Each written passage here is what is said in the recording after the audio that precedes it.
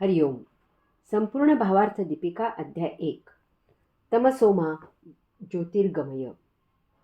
योगदासांचे प्रवचन भाग 6. हरिओम. कौरवांचे सेनापती भीष्म यांनी शंख वाजवल्यावर कौरव सेनेला वाटले की युद्ध सुरू करायचे आहे.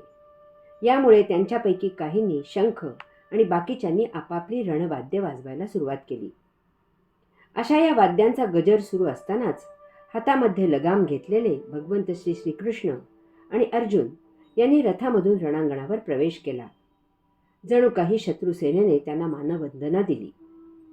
या अशा रणवाद्यांच्या गजरामुळे कौरवांनी युद्धाचे आव्हान दिले आहे असे मानून भगवंत श्री श्रीकृष्णाने आपला पांचजन्य आणि अर्जुनाने त्याचा देवदत्त शंख फुंकला आणि कौरवांना ललकारले की आम्हीही युद्धासाठी तयार आहोत. या दोघांच्या शंखनादामुळे कौरवांच्या रणवाद्यांचा आवाज कोठच्या कोठे लुप्त झाला. लगेच पांडवांकडील प्रमुख वीरांनी शंख आणि सैनिकांनी रणवाद्ये वाजवायला सुरुवात केली. यामुळे येथे युद्धाचे वातावरण तयार झाले. या अशा वातावरणामुळे अर्जुनाच्या अंगी वीरश्रीने प्रवेश केला. त्याने श्रीकृष्णाला म्हटले, या कौरवांच्या अंगी पराक्रम तर मुळीच नाही, तरीही यांना युद्धाची खुमखुमी आहे. अर्जुनाने आपले धनुष्य उचलले आणि तो म्हणाला, कृष्णा, रथ दोन्हीही सैन्यांच्या मध्ये नेऊन उभा कर, म्हणजे मी स्वसर्व युद्धोत्सुक असलेले हे सैन्य पाहून घेतो. त्यामुळे मला ठरवता येईल की मला कोणाबरोबर युद्ध करायचे आहे. येथे दुर्योधन आणि अर्जुन यांच्यामधील फरक लक्षात घ्यावा. दुर्योधन स्वतःच्या बाजूला उभा राहून सैन्याचे निरीक्षण करू इच्छितो. हे एकतर्फी निरीक्षण आहे, कारण पांडवांना नष्ट करण्याच्या एककल्ली विचाराने तो ग्रासलेला आहे. तो समतोल विचार करू शकत नाही. हाच त्याच्या आयुष्यामधील काळोख आहे. या उलट अर्जुन दोन्हीही सैन्यांच्या मध्यभागी उभा राहून साम्यक विचार करू शकतो. हाच त्याच्या जीवनामधील यशस्वी असण्याचा मंत्र आहे. भगवंत श्रींनी रथ दोन्हीही सैन्यांच्या मध्ये उभा केला. अर्जुनाने दोन्ही सैन्यांवर एक दृष्टिक्षेप टाकला आणि त्याला लक्षात आले की दोन्ही बाजूने आपलेच स्वकीय आहेत. सर्व एकमेकांचे स्वकीय आहेत. यामुळे कुरुवंशांचा नाश होणार आहे.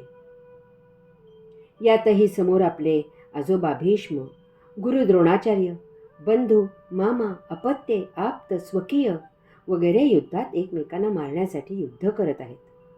म्हणजे एक प्रकारे आपण आपल्यालाच मारणार आहोत. ही हाराकारी आहे, दगधबू धोरण आहे.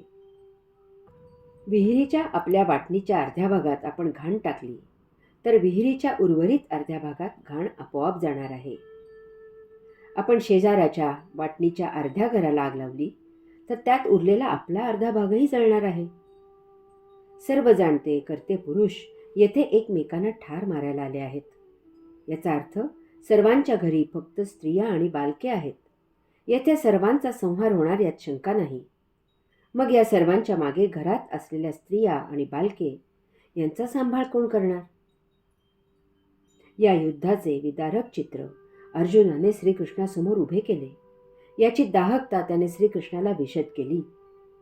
या युद्धाचे फार दीर्घकाळ पुढे अनेक पिढ्यांपर्यंत जाणवत राहणार ही वस्तुस्थिती त्याने श्रीकृष्णाला कथन केली. हे सर्व आपल्या हातून होणार या विचाराने अर्जुनाचे डोके बधीर झाले. त्याची मती कुंठित झाली. त्याचे मन विषण्ण झाले. त्याच्या सर्वांगाला घाम फुटला. ते थरथरायला लागले. हे आपण चुकीचे करत आहोत अशी जाणीव त्याला झाली.